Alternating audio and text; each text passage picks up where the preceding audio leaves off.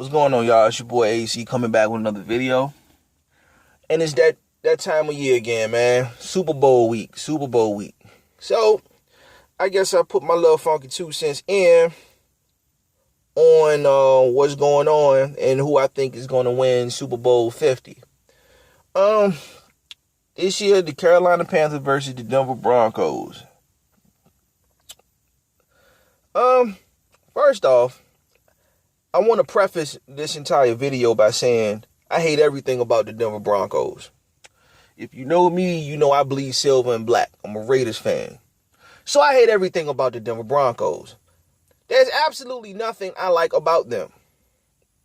Seriously. There's nothing I like about them. Okay? Besides that, I do respect Peyton Manning. I really do. And Peyton Manning has the opportunity to have a storybook ending, right? I would have much rather him stayed with the Indianapolis Colts, you know what I mean? I would much rather him stayed there and won multiple rings there, but you know, that's a topic for another discussion. Because we can see what's going on with Andrew Luck.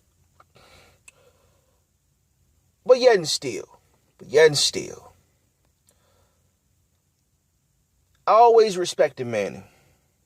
He was one of the most prolific passers. I've always admired Peyton Manning for his ability to not only master an offense, but to be the offense. Peyton Manning is the offensive coordinator for a team. I think he succeeded in making offensive coordinators look damn good. You know what I mean? And the thing that has been plaguing Peyton Manning for years, even with the Colts, was the lack of defense, i.e., run defense. Even when he had Robert Mathis and Dwight Freeney, Antoine Bethea, you know what I mean? Those guys, he never had a dominant defense. So when we fast forward to this year, and we look back on the Denver Broncos record, their saving grace has been their defense. Now, in all fairness, I really don't. I still don't trust their defense. Why? Because their defense has been not dominant, but more opportunistic, if you will. Their defense is very opportunistic. Their defense has scored. Let's just be honest here. Excuse me. There's been a clear regression from Peyton Manning. It's clear. It's clear he's on his last leg. Even when he came back, Peyton Manning has not been the Peyton Manning that we are used to seeing. Well, hold on. Let me retract that. Let me retract that. Because in the playoffs, Manning has choked a lot. He has underperformed in the playoffs. Okay? He's underperformed. And which contributed to his Super Bowl losses, his Super Bowl record, you know what I mean? So, with that being said, the first 5 to 6 weeks, it has been Denver's defense that has been carrying them, but they haven't been dominant. They've been opportunistic. It's a huge difference. It's a huge difference, yo. It really is. Because when you talk about shutting, you having a dominant front seven, you shutting down the competition or whatever. Now granted, Denver has had a good run defense. A good run defense, you know what I mean? And Aqib Talib, Ward, those guys have been doing their job. I give you that.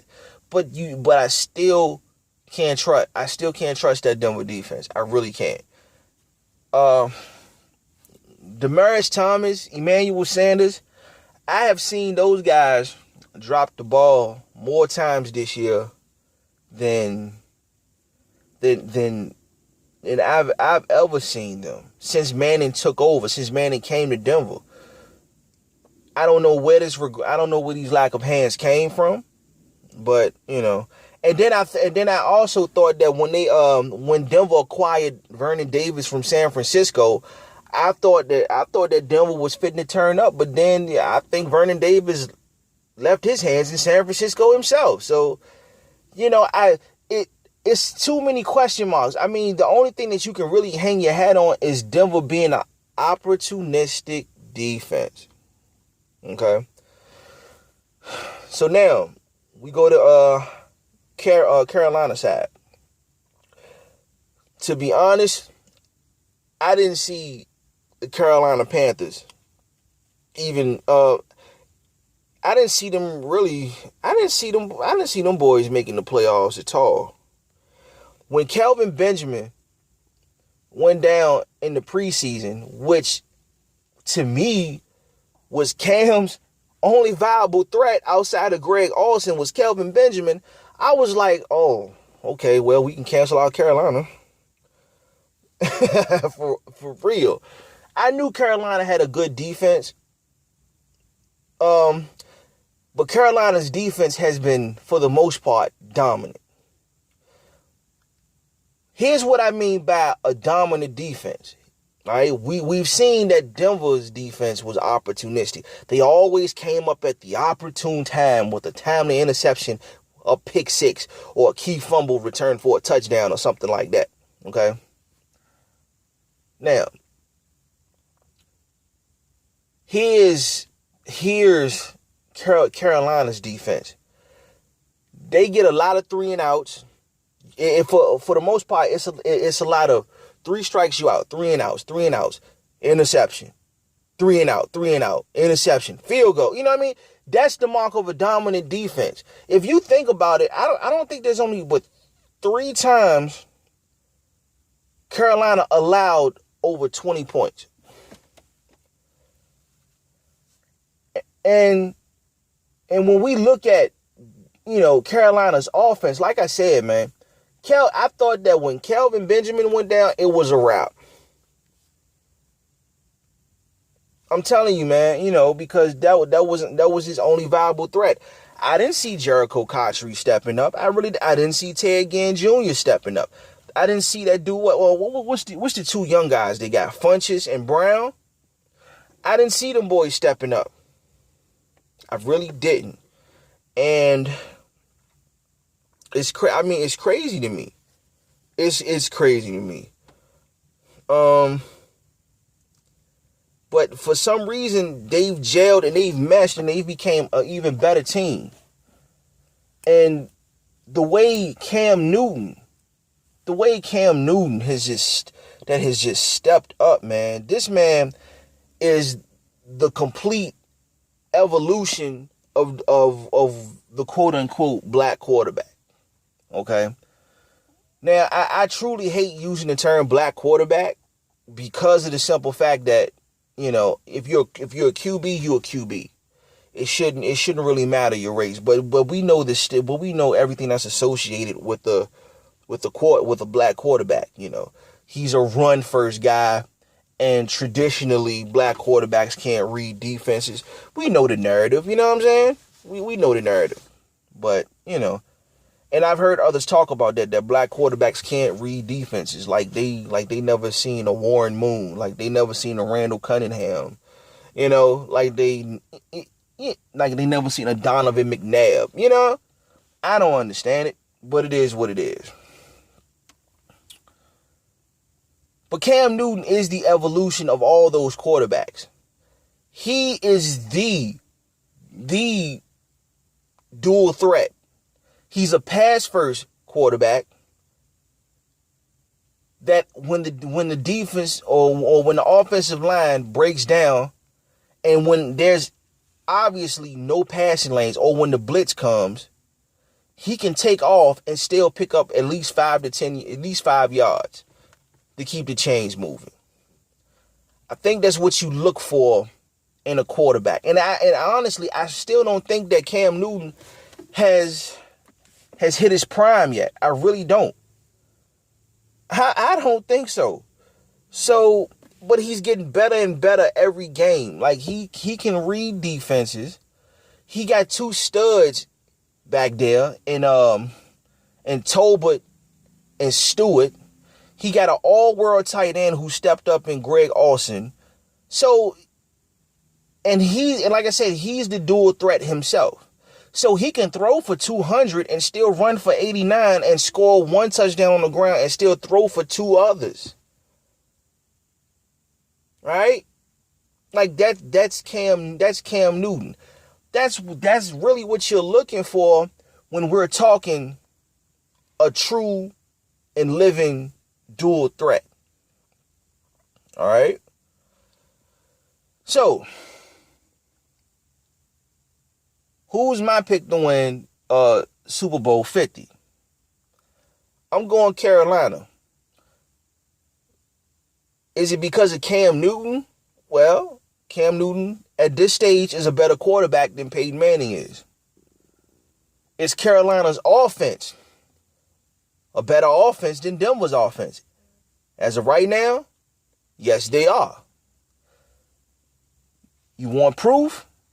Simply look at what they was able to do against the Cardinals defense, who runs a similar defense to Denver now. They run a similar defense. They both run a 3-4, and they both got nice edge rushes. Okay, Denver has nice edge rushes, and Arizona has nice edge rushes also.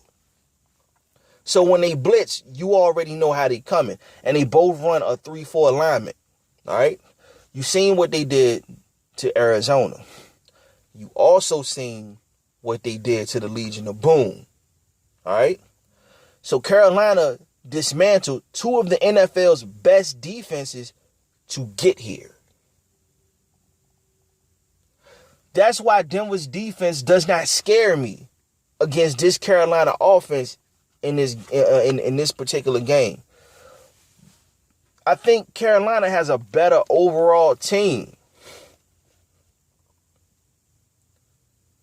A better overall team. I think that at every position, except for receiver, Carolina has it. Okay, outside receivers, I give the advantage to Denver. But like I said, they've been dropping so many passes this year that is still a question mark. It's still a question mark, yo. It really is. It's a question mark. So, I like Carolina's defense better than Denver's defense. I like Carolina's special teams better than Carolina. I like Carolina's trenches better than I like Denver's trenches, i.e. offensive and defensive line. I think that even down to the coaching,